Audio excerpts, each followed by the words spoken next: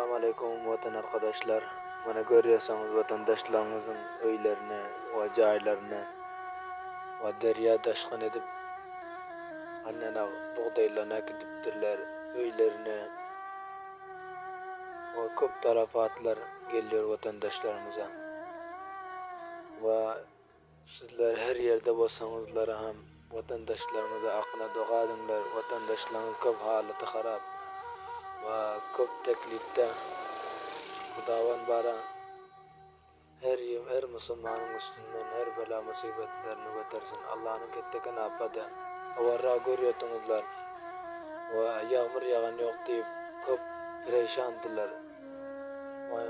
Bugüne garaňlar.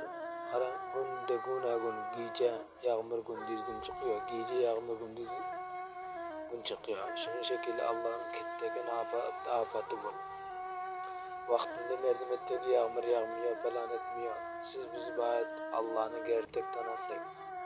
Görýärsiňiz da Karakan çeken bir ketteken bir afat derya amu.